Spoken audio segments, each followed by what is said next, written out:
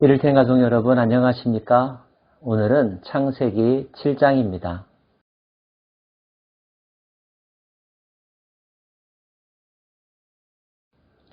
하나님께서 창세기 6장 3절을 통하여서 이런 말씀을 하신 적이 있으신데요. 여호와께서 이르시되 나의 영이 영원히 사람과 함께 하지 아니하리니 이는 그들이 육신이 됨이라. 그러나 그들의 날은 120년이 되리라 하시니라. 이 말씀은 하나님께서 노아 대홍수가 나기 120여 년 전에 앞으로 이 세상을 멸할 것을 예고한 말씀으로 해석합니다. 이 세상에 죄가 가득함을 보시고 한탄하시면서 심판을 계획하셨던 하나님, 그런 하나님의 마음은 120여 년 동안 변함이 없었을까요?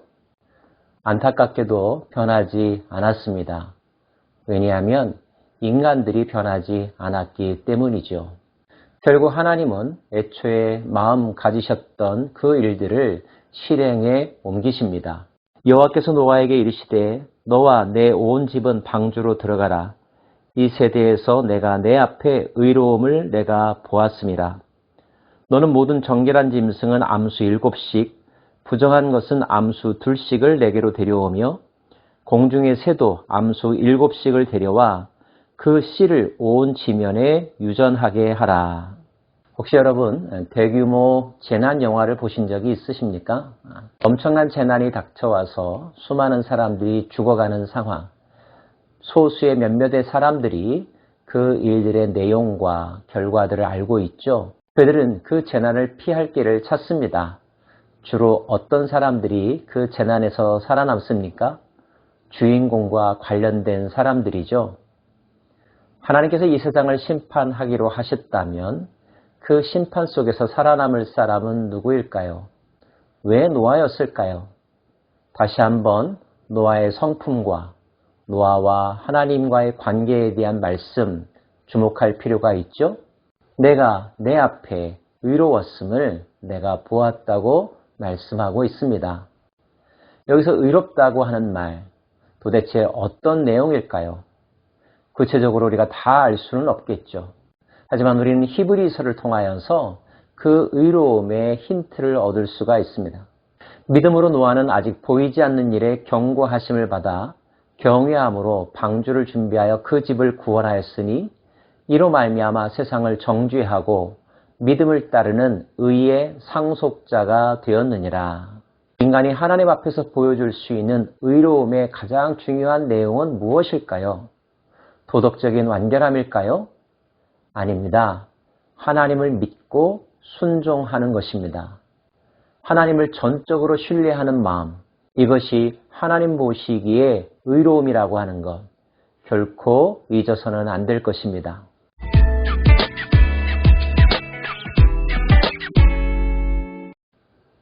그리고 작정하셨던 대로 비를 내리시죠. 7일 후에 홍수가 땅에 덮이니 노아가 600세 되던 해 둘째 달 곧 그 달 11의 날이라. 그날에 큰 기품의 샘들이 터지며 하늘의 창문들이 열려 40주야를 비가 땅에 쏟아졌더라.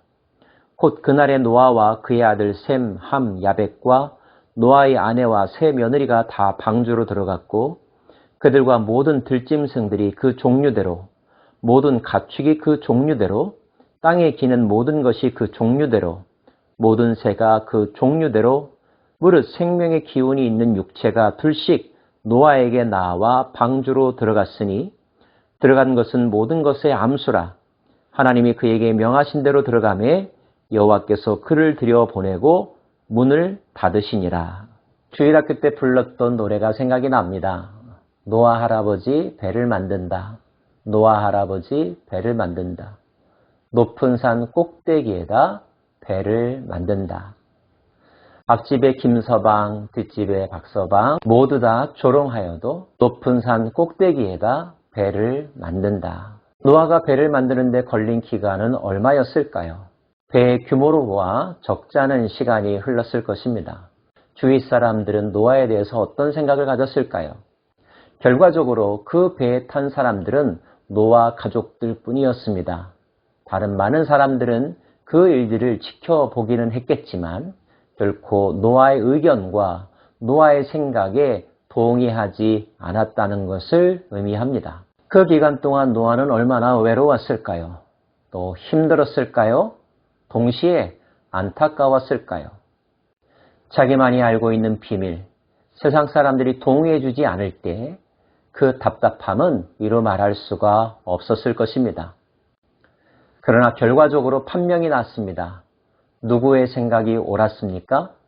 노아의 생각이 옳았습니다. 하지만 노아가 옳았다는 것을 깨달았던 때는 이미 모든 것이 늦어버린 후였죠.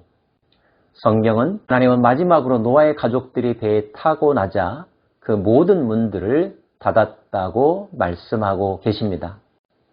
우리 한 가지 중요한 사실을 또한 깨닫습니다. 모든 것은 다 때가 있다는 거죠. 하나님께서 정하신 기한이 있습니다.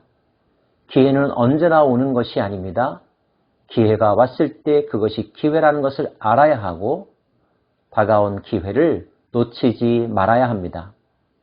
붙잡을 것을 붙잡지 못하게 되면 때늦은 후회를 하게 되죠. 후회 정도가 아닙니다. 모든 것을 잃어버릴 수 있습니다.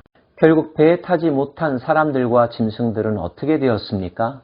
홍수가 땅에 40일 동안 계속된지라 물이 많아져 방주가 땅에서 떠올랐고 물이 더 많아져 땅에 넘침에 방주가 물 위에 떠다녔으며 물이 땅에 더욱 넘침에 천하의 높은 산이 다 잠겼으니 물이 불어서 15규빗이나 오르니 산들이 잠긴지라 땅 위에 움직이는 생물이 다 죽었으니 곧 새와 가죽과 들짐승과 땅에 기는 모든 것과 모든 사람이라. 육지에 있어 그 코에 생명의 기운의 숨이 있는 것은 다 죽었더라. 모든 것이 다 죽었다고 기록하고 있습니다. 하나도 남김이 없이, 예외 없이 혹시나 하는 생각을 가졌던 사람들, 요행수를 바랬던 사람들, 나에게는 이런 일이 일어나지 않겠지라고 안일하게 생각했던 사람들, 그들 모두가 다 전멸하게 되었습니다. 얼마나 무섭고 얼마나 안타까운 일인지요.